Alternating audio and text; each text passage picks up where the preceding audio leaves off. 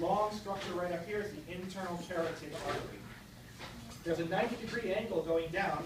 That's the hyoidian epibranchial artery.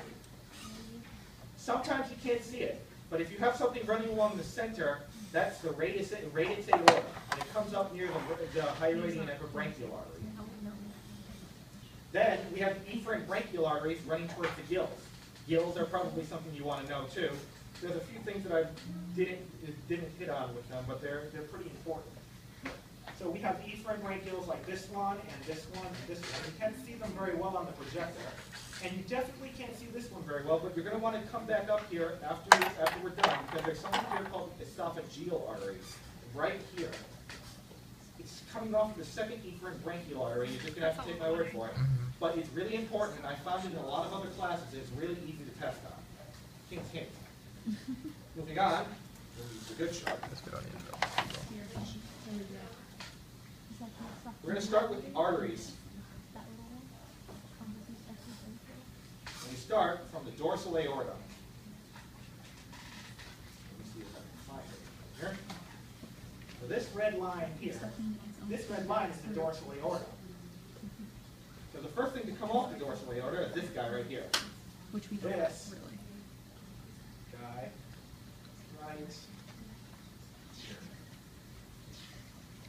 That guy, the celiac artery. The celiac artery comes back here, and it immediately becomes the gastrohepatic artery. This area is a bit confusing on this guy, but in most of them, the gastrohepatic artery, underneath my fingers here, from here to about here, that's the gastrohepatic artery.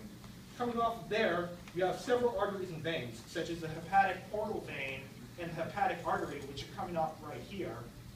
You have the pancreatico-mesenteric artery and vein, which are coming off right here, and the gastric artery and vein, which are coming off onto the stomach down here. Let me see if I can get a better picture of that for you guys with this guy. Sometimes it comes up really nicely. This is one of those times. We're going to go through it real quick one more time. I'm also going to show you the bile duct, another important thing.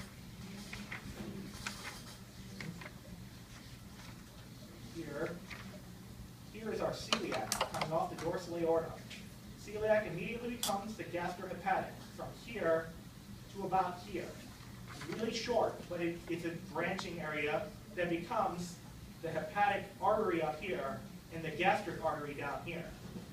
And then we have the veins, the hepatic portal vein up here and the gastric vein on the stomach.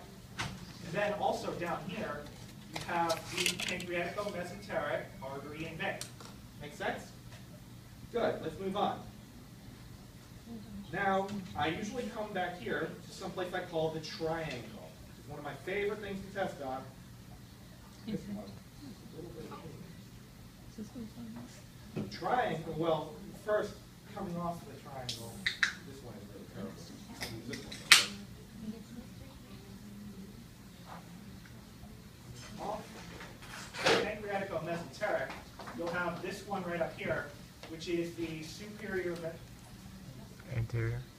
anterior intestinal, which is this guy right here. The top one. And coming off the anterior intestinal in a regular fashion, you'll have these annular arteries and veins. The big blue one. On the other side, you have the triangle, my favorite. Get this in good focus for you. Clean out of the way.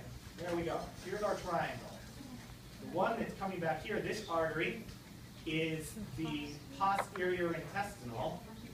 This artery right here that's going up towards the spleen, that's the gastrosplenic.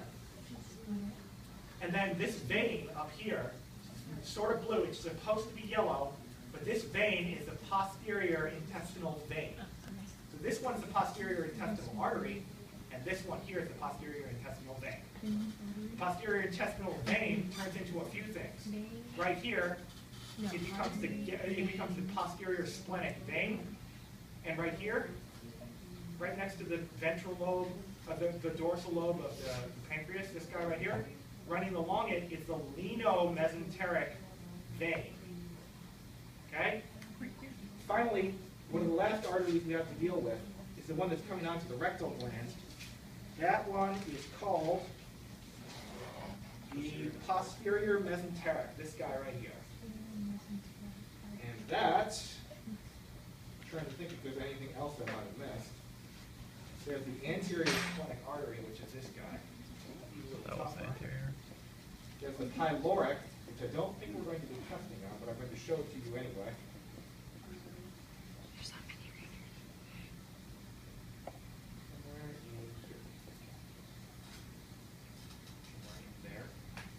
And that, oh, of course, let's see if I can find the lateral abdominal, which I have no specimens which have. Oh. Here, Greg, give me that shark real quick. Hopefully this guy has what I'm looking for. N-O. All right, well, let's find something with a good divot.